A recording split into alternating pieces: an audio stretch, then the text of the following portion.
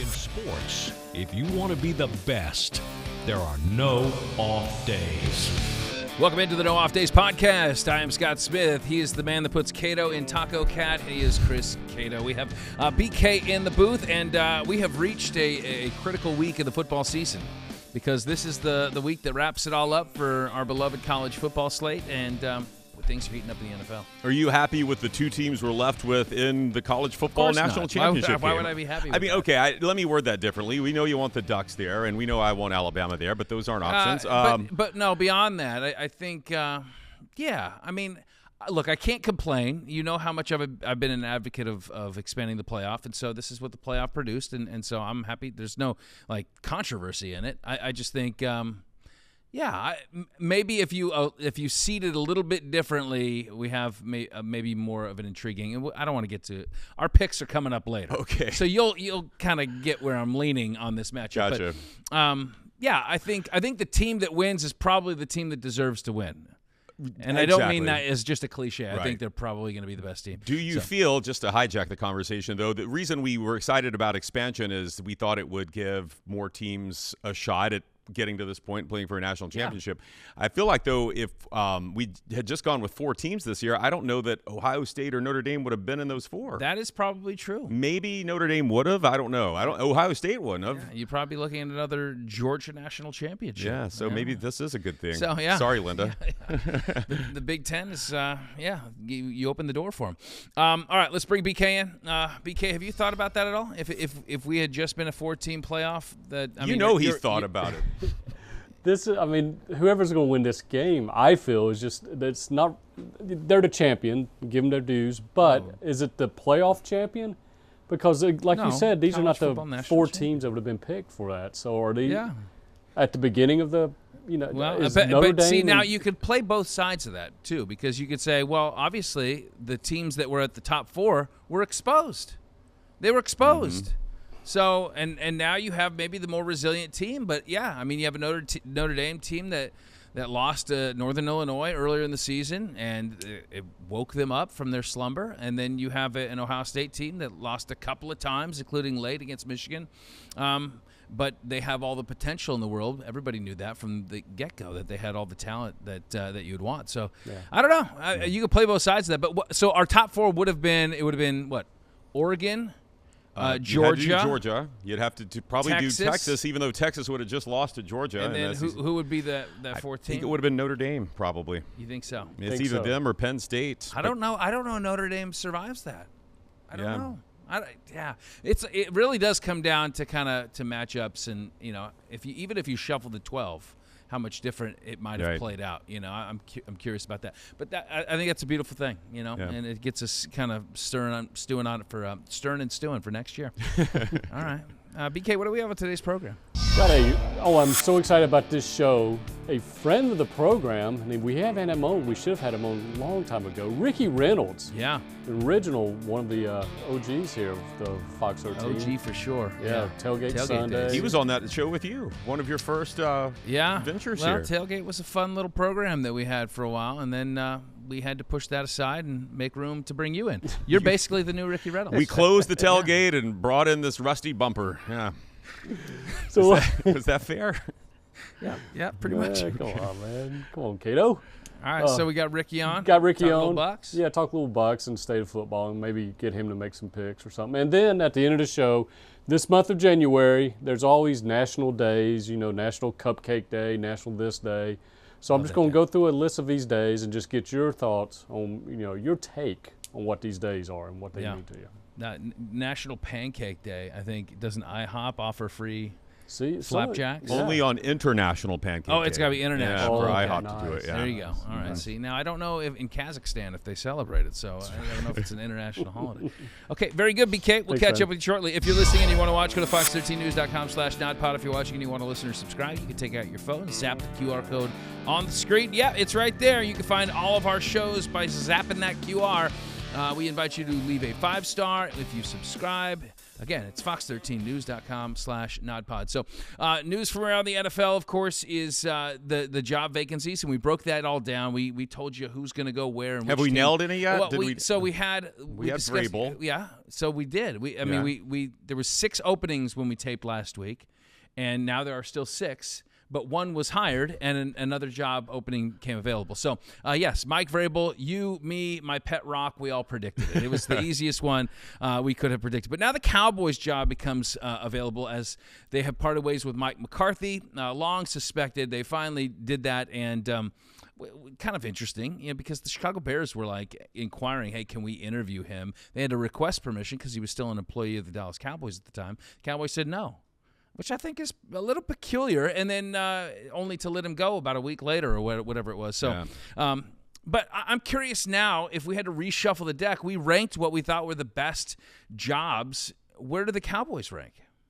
And let's see, we had our choices. We're still the Patriots. I would still put Patriots at number 1. Patriots. I would still put above Cowboys. Really? Yeah, but just because I don't want Jerry Jones meddling. If I'm a coach, if I'm one of those types. But yeah, the Cowboys would be right there. Obviously, most valuable franchise in major American sports. So yeah, that might be a 1A, 1B situation there. Yeah, I don't think it's close. I think the miles Cowboys ahead? are far and away the number 1 job in football, hands down. Why, though? They go through these coaches. They haven't won a Super Bowl since 1995. What do you mean they go through these coaches? McCarthy had a longer leash than I would have given him if I was the owner. And, yeah, I mean, How long was his leash? He went 36. How many years did McCarthy coach? Brian can look that up. I think it was 5 years. 4? Was it maybe. 4 or 5 he was 36 and 15. So how long was his leash? I can't do the math. Yeah. 36 and 15. It wasn't. In the end, it wasn't very long. You have to. The Cowboys' standard is a little bit higher, right? So you have to win Super Bowls. You have to be in NFC Championship games. That's where they fell short in the playoffs. But when I look at the roster, talent-wise, you have one of, if not the best player on both sides of the ball, and you got CeeDee Lamb, maybe the best receiver, one of the top 2 or 3. Micah Parsons on the other side, right. To me, best defensive player in the league. You have an owner now. I see you're hating on Jerry Jones, and he's easy to do. He's an easy villainous character in the NFL, but I think he's good to his players. He's good to his coaches. He's good to his fans. I think he's good for the league. I mean, to me, like, he does what an owner wants, what you want an owner to do if you're a fan, right? Or if you're a player. He spends money. He spends money on talent. I think I don't think he's had a midseason firing. He didn't spend any money in the offseason, which is what led to his coach getting fired. That's not true. They sat there and did nothing in the offseason. No, they paid CeeDee Lamb, and they paid Dak, but they did nothing in terms of free agency. Yeah, so because he does play the role of GM, that's going to backfire a little bit. But I don't know. Maybe it's because if I were an owner, I would be like Jerry Jones. Yeah. I spent this much money, and yes, I'm going to meddle. Yeah. And I'm going to – but you know what? The results speak for themselves, honestly. Yes, lack of Super Bowl. He has won 3 Super Bowls, just for the record, in his ownership. But – and it was during was that the Bush administration? The last decade. Well, how many other teams can say that? I mean – how many other teams can say it? There's a bunch of teams that haven't won since 95. I think Super a lot Bowls. of teams have won Super Bowls since 95. The Cowboys franchises that have far less money have the Cowboys won Super Bowl. are pretty much relevant, and I'm not a Cowboy apologist. Look, but they have out of the last 4 years they've won 12 games like 3 times. Yeah, they've been to the coach that won 12 games. Thank you. The coach that just won 12 games was Sean Door, and he was okay. But is that a well? Yeah, and so his quarterback was hurt. You think McCarthy should have stayed then? I think you think he's a bad owner because McCarthy is out of a think job. that speaks to the chaos that Jerry Jones creates for himself. But look at who was the coach before that? Jason Garrett. Yeah, How long Jason was Garrett. Jason Garrett a coach? Probably for too long. Okay, so what? You can't play both sides of this. Those are 2 different coaches. McCarthy was effective, is what I'm arguing. I'm arguing he was an effective coach until Dak Prescott got hurt. I mean, yeah, do they have 12-win seasons and then fall short in the playoffs? Yeah, but I mean, NFL teams make this mistake all the time. They think something else better is out there. So Jerry's not patient enough. Not with Mike McCarthy. I'd say with Jason Garrett, he was too patient. But Okay. I think he got this McCarthy thing wrong, is all I'm saying. Okay, that may very well be the case. I'm just saying, so if it's me, though, I still think the branding, everything, I think it's the best job in all of college, in all of football right now. I think that is hands down. It's the Cowboys. So there is a discussion that's being had at least earlier this week between Jerry and Deion Sanders. Yes, that maybe Deion. You know, I predicted Deion was going to go to the Raiders because, well, that just makes sense, and they have a top 10 pick, and Shador maybe goes to the Raiders, and then they stay together, father and son, forever. But now I'm looking at this Cowboys gig, and I'm like, well, do I see that? A former player, obviously starred there, and then Deion comes out and says, his quote was a little bizarre. You know, it kind of was like, whenever Jerry Jones calls you, it's very delightful, and I'm very intrigued. Very intriguing. Now, why would you say intriguing? Like, that's what you say to an offer. Like, the offer was intriguing. Right. But if you called me and I said, hey, Chris, how's it going? Yeah, things are good. You wouldn't tell people that was an intriguing phone call. It was delightful, yes. Well, maybe delightful. Probably not. But usually I just text you with a meme or something like that. It's not. So what do you take I get your from point. that? No, I thought Is Deion just posturing? my first read, now it's different so I'm reading what he said in print. I'm not hearing it enunciated by him, but you're right. It did seem strange. Like he wanted to say he doesn't want to cut that. He doesn't want to close that door yet. But if you're really interested in it, like, would you word it that way? Like, I don't know. I just don't know if he's... To me, it sounds like, if this would be my guess, right? Like, reading between the lines. I would say there was not an offer made. But he wants to make it seem like there was an offer made. Like, I think Deion is making it seem like he's in the driver's seat, and I'm not sure that that's really what's going on here, because that's the kind of wording. Like, if you're saying something's intriguing, it makes it seem like, I'm contemplating it, I'm thinking about it, perhaps. But I don't know. And if that were the case, and he decides to stay at Colorado over taking the Dallas Cowboys. Forget that. There's no way ever. There's no way. Boulder may be beautiful in the spring. There's no way he is keeping that job over head coach of the Dallas Cowboys. So I think you're more likely. You're right that he would go to the Raiders before he would go to the Cowboys if he's leaving Colorado. Yeah, it depends. I mean, again, Dallas has they have the 12th overall pick. Yeah. So, but they already have a quarterback in Dak. Now you move him and you move on and go to the next guy. I don't know. That gets a little complicated, but. Yeah, I think it's interesting, and I did say last week that I didn't think Ben Johnson was going to take any of the head coaching jobs, the OC from Detroit. But if this one came calling, I could see him jumping for that. I could see Ben Johnson going. There's so much potential. There's so much money, such a huge brand. It really, it doesn't get much bigger than the Dallas Cowboys, and so I could see him going there. All right, another story that we saw last week in the opening round at the Super Wildcard Weekend, our friend A.J. Brown from the Philadelphia Eagles. Seen on the sidelines. Cameras got him reading a book, Chris. The inner excellence, and his reading of this book has now made this book like the Amazon bestseller. It's shot up to number one overnight. It was 523,497th on their list. Buried just a touch. It's now number one. It's number one now. 53 million% increase. Oh my gosh! Just like that. The power of A.J. Brown's marketing. What do you know what this is going to lead to? You're going to have guys that are paid. Yeah. You're going to have NFL players or NBA, whoever, that are paid to be seen on the sidelines or on the bench with something in their hands. Yeah, a periodical. It could be a periodical. This could be what brings back the newspaper and magazine industry. Yeah, it could be a neck massager. Yeah, but it's going to be like, I've got to have that neck massager. No doubt, yeah. AJ's over there using it. Yeah, a shake weight, a thigh master, something like that. We don't want to see that. You look that. over on the sideline, someone's just they're flipping a yo-yo. Yeah, now yo-yos are back. Yeah. Right, yeah. All of a sudden, everybody's doing it. It has to be just peculiar enough to get noticed, right? But it can't be so like outrageous that people get upset. Because like if he's playing like Nintendo Switch on the sideline rather than reading a book, people are like, oh, it's a little charming. He's reading a book. He's a little bit of a Renaissance man. Yeah, like he still loves a good book. And I think the fact that it's not on a tablet either. Right. He's like he's a tactile guy. Yeah. I think too the fact that it's a self-help book. It's not. What if he's reading fiction over? If he's reading Harry Potter or 50 Shades of Grey, he's probably getting slammed. But the fact that NFL head coaching for dummies, like it's a slam. It is. So I think you're right. I think it can't be too over the top. It has to be something that kind of makes sense. Like if he's over there petting a ferret, that's going to be odd. Ferret cells are off the roof. He's over there strumming a ukulele. That may be a little too much. But I think we're going to see a lot of this, player product placement. Now, here's the kid. I mentioned what was my most entertaining part of this whole charade here. Yeah. I'm not saying it's a charade. They say Eagles players have come out and said, and AJ has explained on his social media, this is a book I go to during drives, between drives, for little.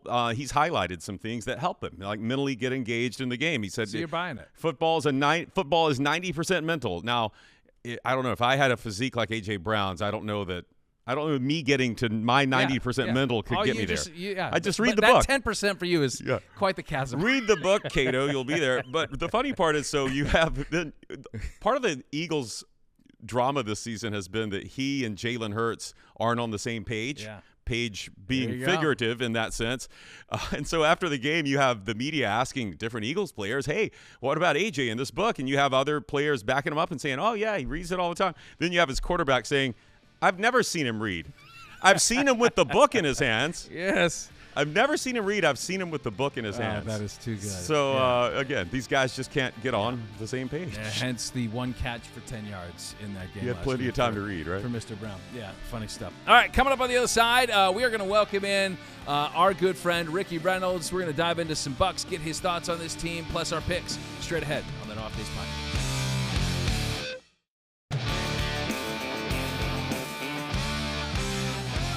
Welcome back to the No Off Days podcast, Chris. I'm not sure if you recall, it was probably early on in your tenure here at Fox 13, but we had a show called Tailgate Sunday, and it ran for many years, preceded me, but I was the one that eventually killed it, apparently. I don't know how I did it. Wouldn't be the first tailgate you ruined.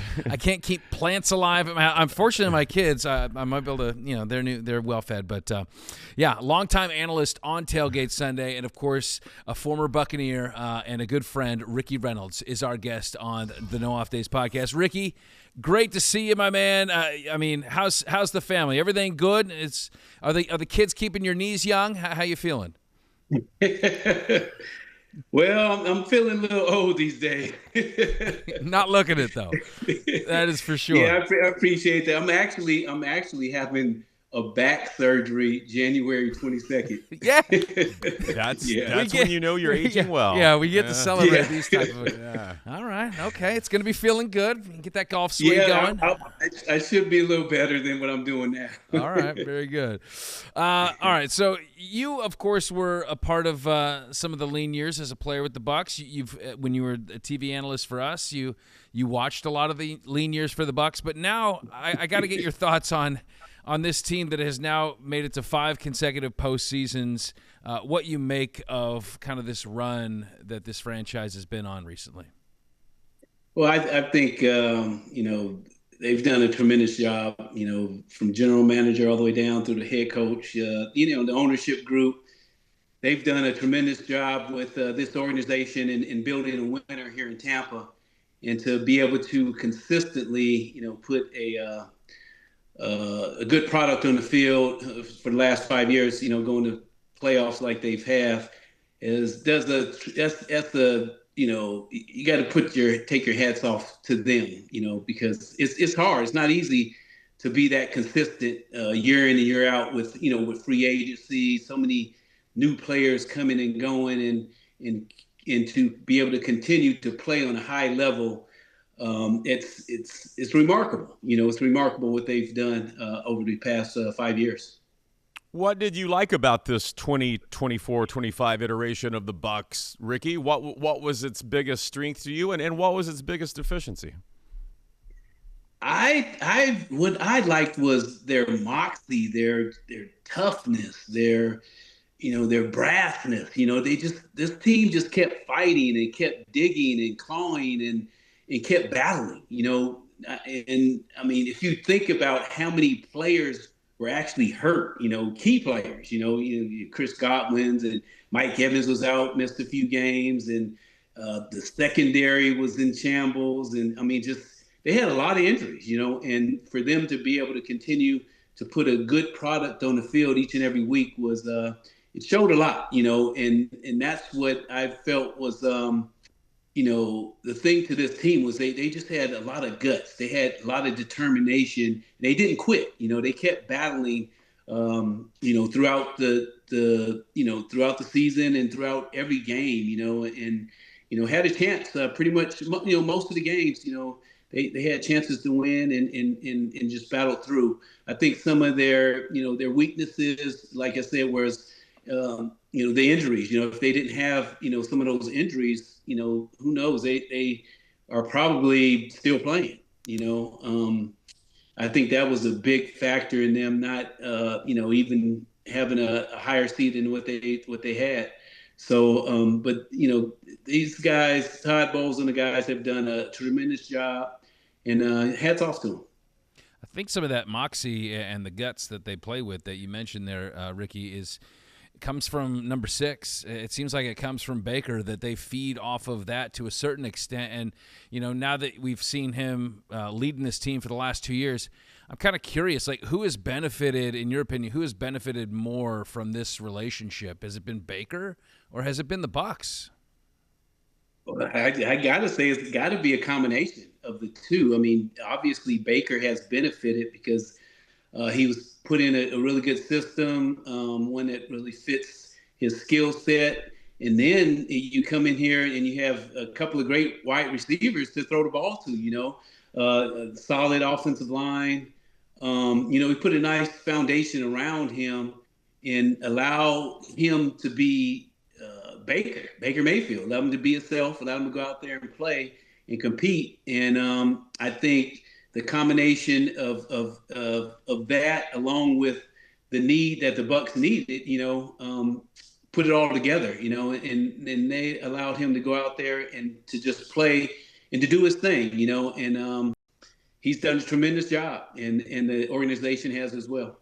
All right, we are going to crown you GM of the Bucs, Ricky. Congratulations. Can you now? I'm going to give you 3 options here. You can make one of the 3 following moves.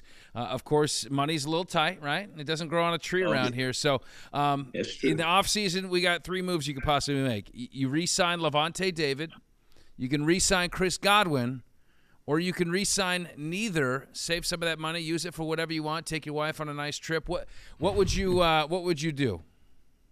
The one I would resign is Chris Godwin, just because, what he's meant to this team and the value that he holds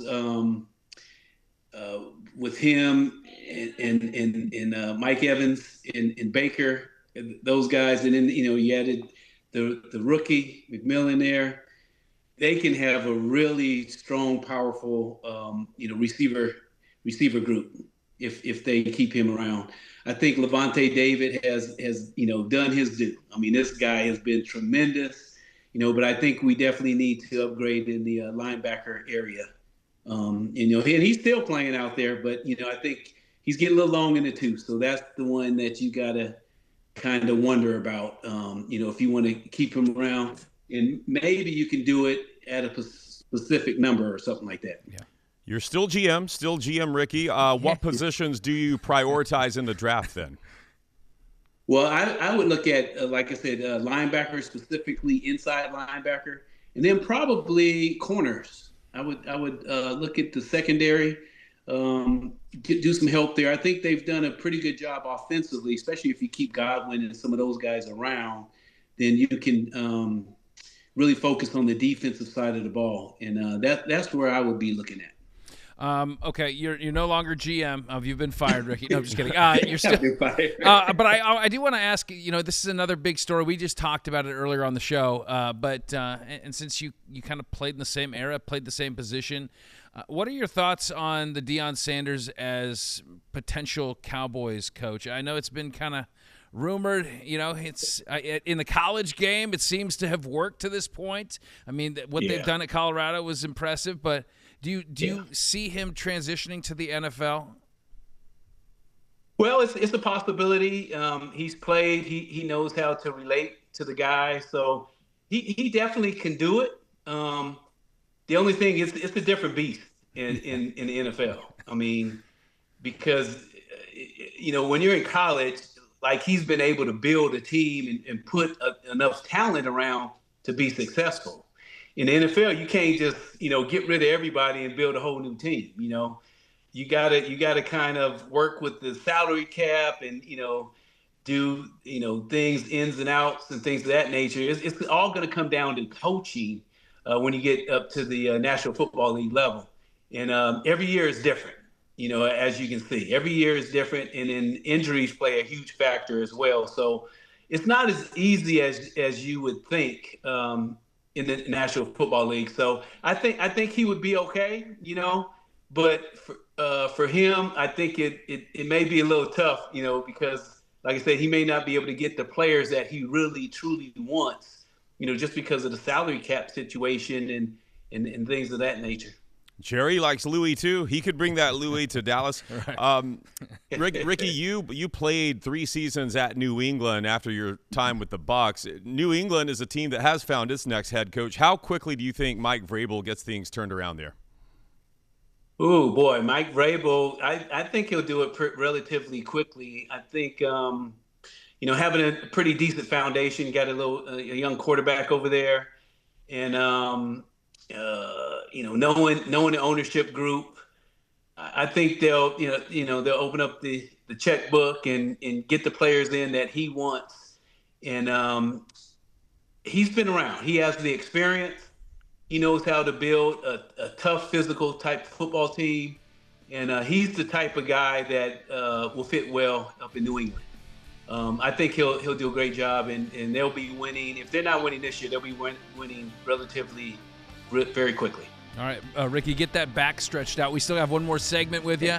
Coming up on the other side, we're going to make our NFL picks, plus we have a big college football game, one college football game to play. That coming up on the NODPOD. Stick around.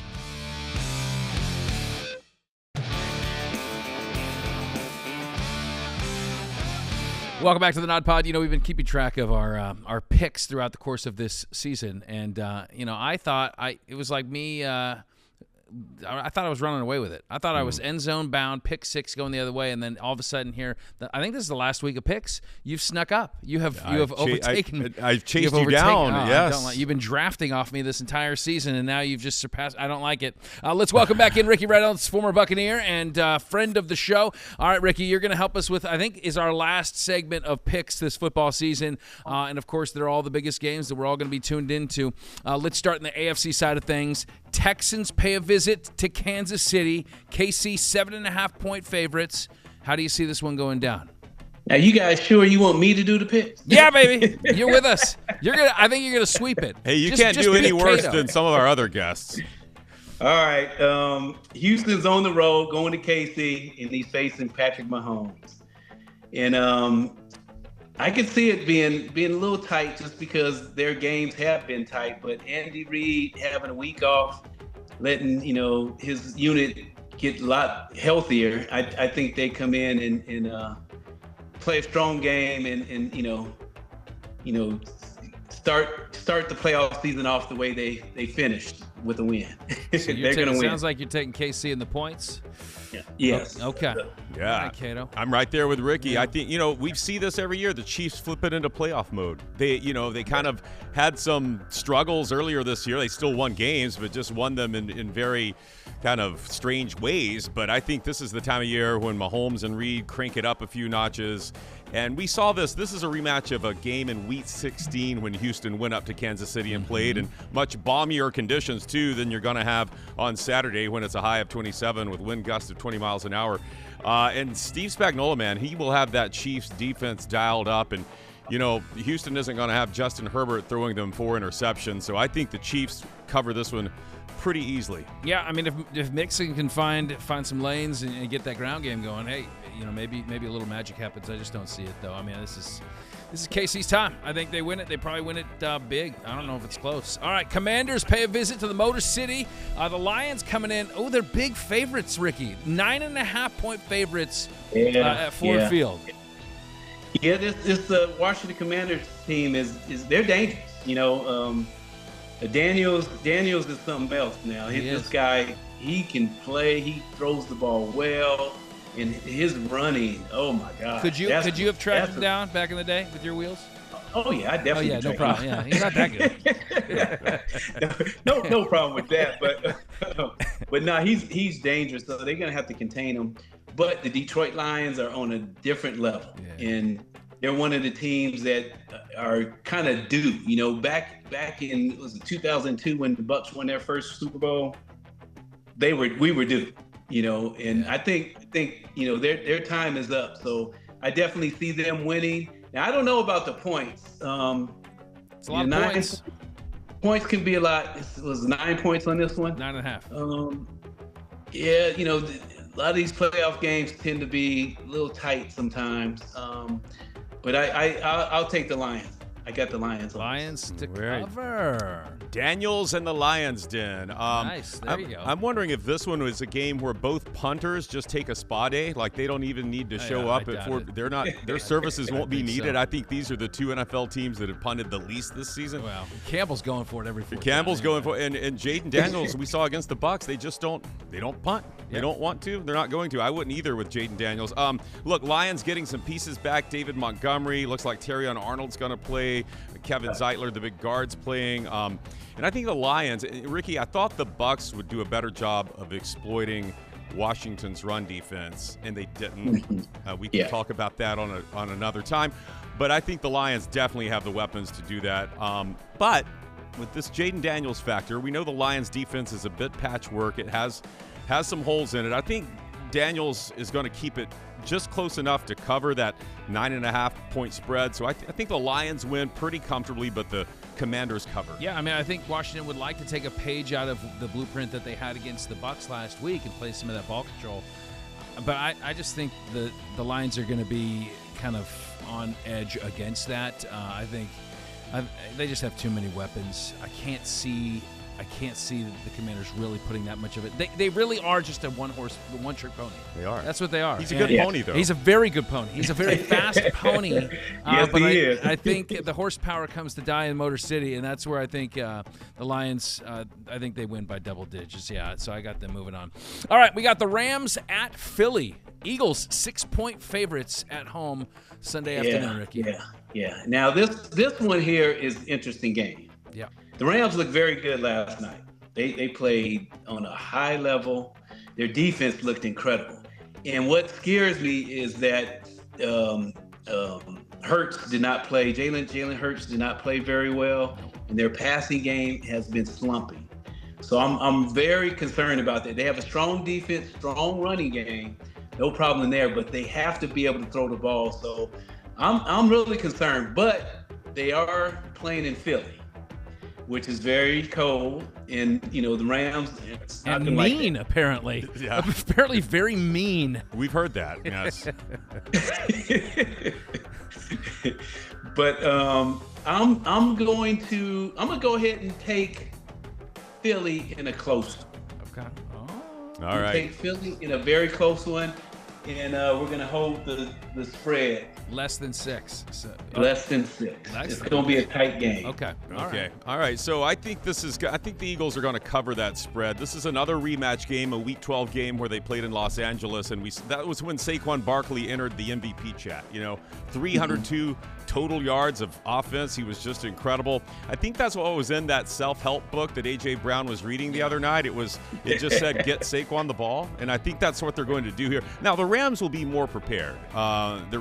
Prepared for Saquon, but this Eagles defense, they sacked Stafford 5 times in that game, and I think they're going to be able to get to him again, and even without Nakobe Dean there. So yeah, you got the weather, you've got the favorable home crowd for the Eagles. I think the Eagles cover that spread and win. There's something about the playoff experience, though, this Rams team, between the head coach and the quarterback, that I do like. They did play fantastic. I think they're finding some confidence. The Eagles, again, to Ricky's point, that often you got to do better than 2 of 11 on third down if you want to play in the NFC Championship game.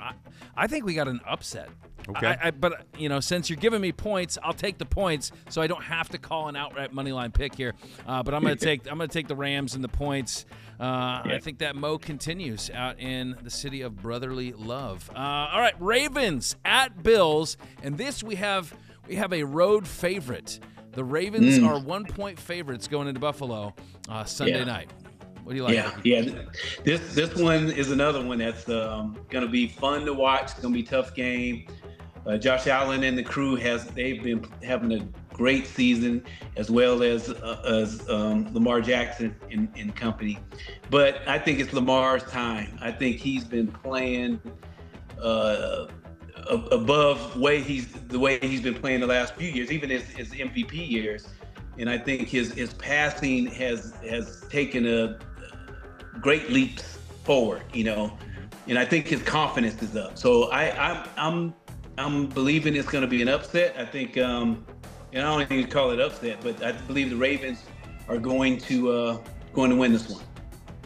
Yeah, this is the showcase game of the weekend, I think, for all of us. This is just incredible. This is what you want the NFL playoffs to produce, a matchup like this. You've got the elements in Buffalo, and it's easy to kind of look at the narrative of Lamar in playoff games when they've been away from Baltimore. He hasn't been great, but I think he's just playing at a different level now in his career. I mean, the guy has like 45 touchdown passes and 4 interceptions. He's taking care of the ball. And, Josh Allen, these are your 2 leading MVP candidates. Josh Allen's going to do his thing, but I just feel like this is Lamar's time. And I think the Ravens have, I think, much like you said, the Commanders are kind of a one-trick pony. I don't think the Bills are that much through Josh Allen, but they mostly are. Everything, they live and die by Josh Allen. And the Ravens have multiple ways to beat you. One of those multiple ways is the king, Derrick Henry. This guy's been on a tear. Good luck tackling that guy up there in the cold elements. So give me those Bills as home underdogs. Yeah. Wait. So you are taking the Bills? No, I'm sorry. I said give me those. Let me get an edit there, Ricky.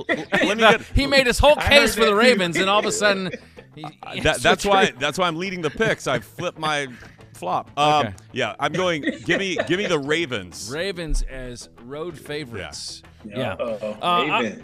I'm with you on this one too. I mean, Josh Allen has been fantastic this year, but I think the key ingredient, really, for as much as the headline will be Lamar Jackson against Josh Allen, I think Derrick Henry is going to probably steal the show in this one.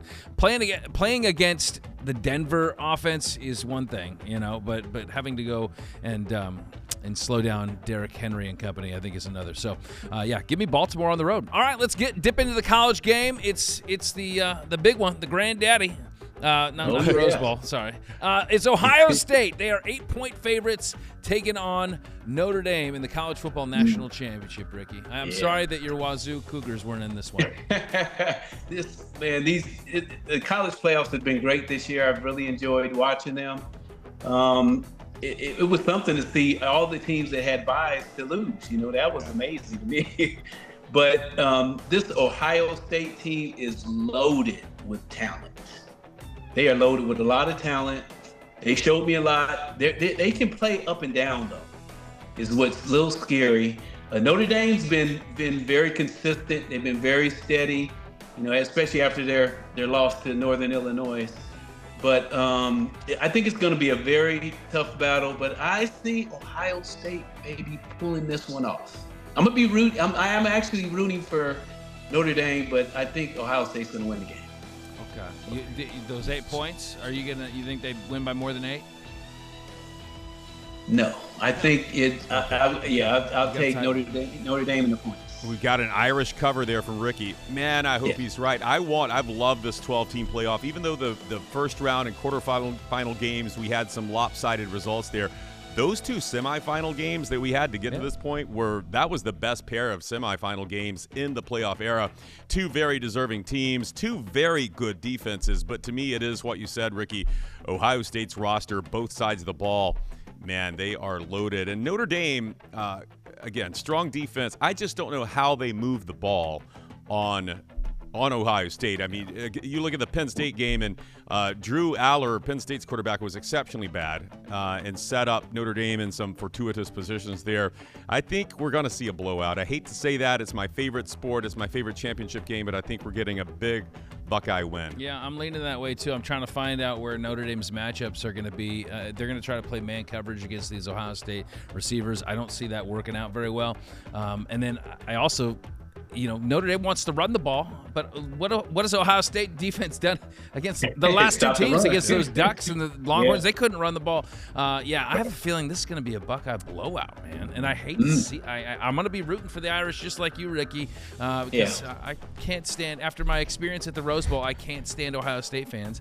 No offense to you if you're a loyal viewer and Ohio State fan. All you Buckeyes out there. Yeah, but I think they do win in a blowout. So there you go. Ricky, it's been great to catch up with you. And I understand your birthday's right around the corner, so an early happy birthday to you, and thank you, guys. All the best to you and the fam. Happy birthday, thank you guys Ricky. a lot. Hey, it's great to be back on, and I enjoyed it.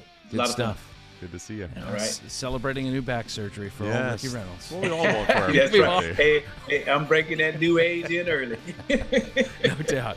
All right, cool. Thanks, Stay with us on the other side. We're gonna bring BK back, and we've got a little trivia. We've got a twist on trivia. A BK hodgepodge. we got hodgepodge coming up.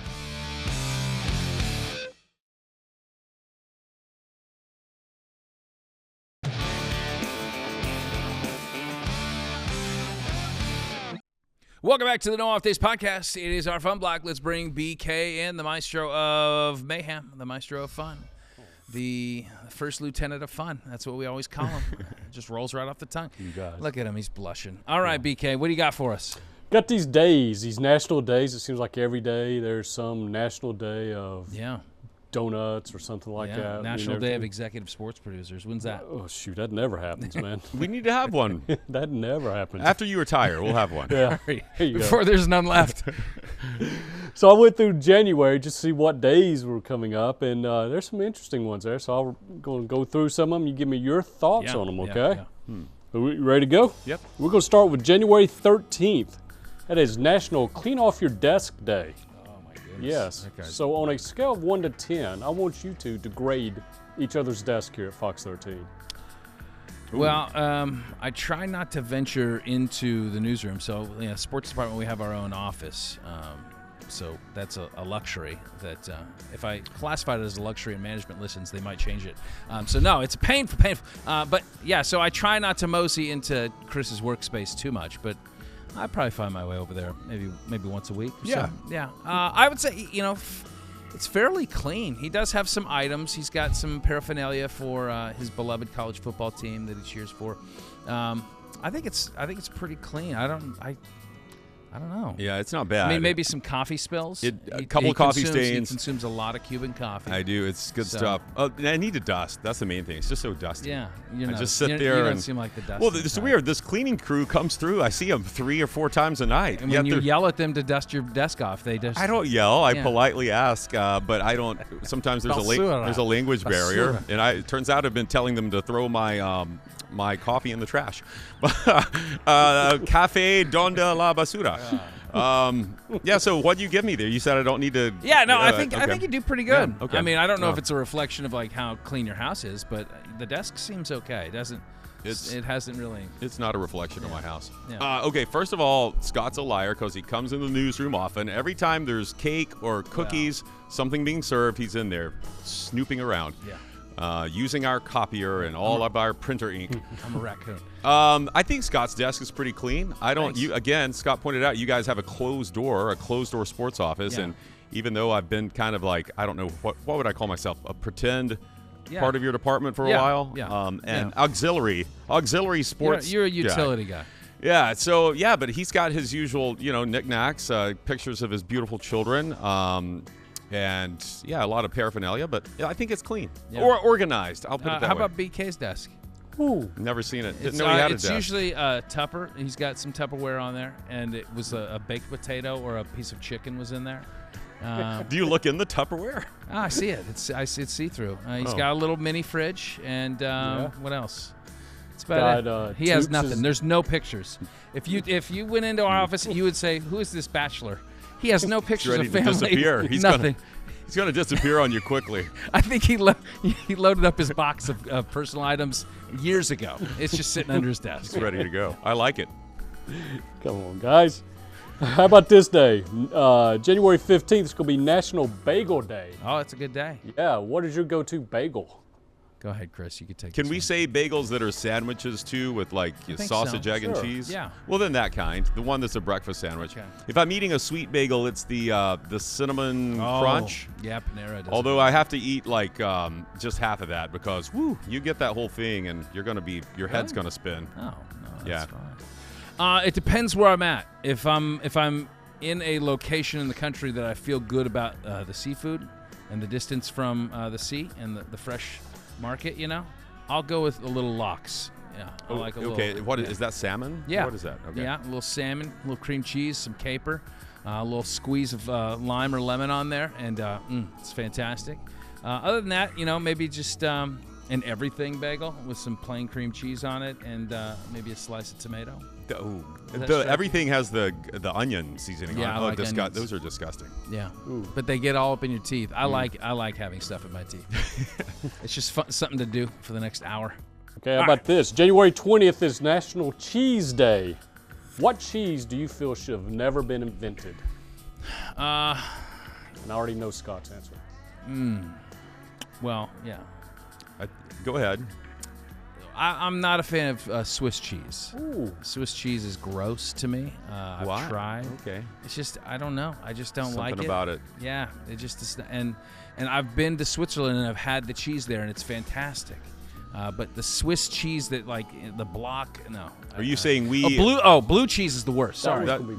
Blue cheese is the absolute worst because it smells like vomit. But like Swiss cheese, second. Yeah. There, you took mine. Those are the worst. It's blue cheese. It has to be. It smells awful, and I cannot trust a product that if I open your container, I don't know if you're going to surprise me as a solid or a liquid. What are you? When I pour you out, are you a clump? What happened here? Did you are you sour? Did you congeal? I can't do that. And how would you know the difference between good blue cheese and spoiled blue cheese? There's no way you can. No way to tell. No, I know good Gouda, but I don't know good blue cheese. Yeah. So it's blue cheese for me. Yeah. I don't even. Is it a cheese? Is it made out of a milk? Yeah, I guess don't know. it is. And who cut this cheese? I don't know. All right. How about January 4th, earlier in this month? National It's the Trivia Independence of Day. America. It's National Trivia Day. Is it? Yes. We missed it. We didn't missed it, celebrate. but we're going to get it You should have here. asked that question. I Is it? didn't. Oh. Give us a trivia question that we can learn something from. Good. All right, this was the homework assignment. Okay. All right, do you want to go first? Yeah, I've looked. This is topical. So January 20th is Inauguration Day. Of course. And so Donald John Trump will be inaugurated, our country's 47th president. Which president, BK or Scott, gave the longest inaugural address and died from pneumonia 1 month later? Ooh. Would that be Andrew Jackson? It would not, BK. Harrison. Which Harrison? William Henry Harrison. Yes, BK, ding, ding, ding. William Henry Harrison, March 4th, 1841, cold and windy day in Washington. He chose not to wear an overcoat. He chose not to wear gloves. He spoke for the longest address on record, over 2 hours, 8,460 words. He got up there, and what were some of those words we had on this show once? He blatherskided. Yeah. He bloviated. Yeah, no doubt. He ragabouted his way to. And there's no microphones too, because he had to really project himself, right? Yeah. Yeah. He started off 4 and then he finished 70 years ago. This guy's still going. 3 weeks later, he caught a cold and died of pneumonia. Holy smokes. Oh. Full disclosure, Chris Griffin gave me that answer. Okay. I Yeah. knew Oh, you didn't. so I we're did- cheating I in could there. tell. Okay. The way he was snickering, I could tell that he was up to no good. All right. I got one for you. Okay, so highest paid athletes all time in sports, and this, of course, is inflation adjusted. Okay. As of 2024, so it's not going to factor in Shohei, although I don't think that would matter anyway. And I'll let you pick of the sports that you wanna go from. So maybe you pick like 4 sports. So I got baseball, football, basketball, golf, soccer, tennis, racing, and combat sports, which would include like MMA, boxing, that kind of stuff. So pick 3. From just Pick 3, and then give me the highest paid racing. all time. I'll go racing. Okay? Lewis Hamilton. No. Max Verstappen. No. Okay, I'm done. Okay. All right. I'll try soccer and say Ronaldo. Correct. Okay. Wow, Okay, Cato, yeah. good job. Cristiano Ronaldo, 1.92 billion. Okay. Let's do golf and say this counts endorsements as well. Yeah. Yeah. It's Okay. highest paid athletes all time in sports. Okay, so Tiger Woods. Yep. Okay. Okay. I'll go basketball, Michael Jordan. Yeah. That's where I thought you guys were going to go. Any other ones? You want to try football? I'll try it. Yeah. Endorsements. It's really not that. Endorsements. You don't have to go that deep. Let's go. Just think. Tom Brady. Yeah, there you go. Go. Dang He's ranked 23rd on that list, $745 million. Combat, more specifically boxing, it is. Be Floyd Mayweather. That's correct. Yep. Floyd Mayweather. Coming in number 10. More than George Foreman. He sold all those All those grills. grills. Yeah, all those grills, yeah. man. Oh, You know, you I'd like to see on the sideline a Foreman grill. Oh, if, that's- if you were grilling like a. AJ Brown has a Foreman He's grill made now. a ton. He's made They come back. Everybody had a Foreman grill. Yeah. Everybody. I didn't know you could cook any other way. Like when I was in college, it was like, how am I going to cook this meat? This I hot have dog. to have a Foreman grill. Right. Although cooks I only both did sides, hot same dogs time. on mine. Why did I only do hot dogs? The slope. Yeah. All the grease. It went conveniently down to that tray. That was the peak of cooking. It never got better than that. Why? Remember Every kitchen should be outfitted now with a giant Foreman grill. Remember on The Office when Michael Scott burned his feet on his Foreman grill? He was trying to keep them warm. This is very good. All right. Anything else for us, No, BK? that's it, man. That's it. It's a wrap, baby. It's a wrap. It was a great show. Much thanks, BK. Our studio crew, Mariah's in here. We got Chris that's helping BK out with all the questions. We got probably Ronnie back there working on his next cake. Much thanks to Ricky Reynolds, our guest on this week's show. And we got some fun football games to watch this week, Chris. I can't wait. For Chris, I'm Scott. Until the next time we're on No Off Days.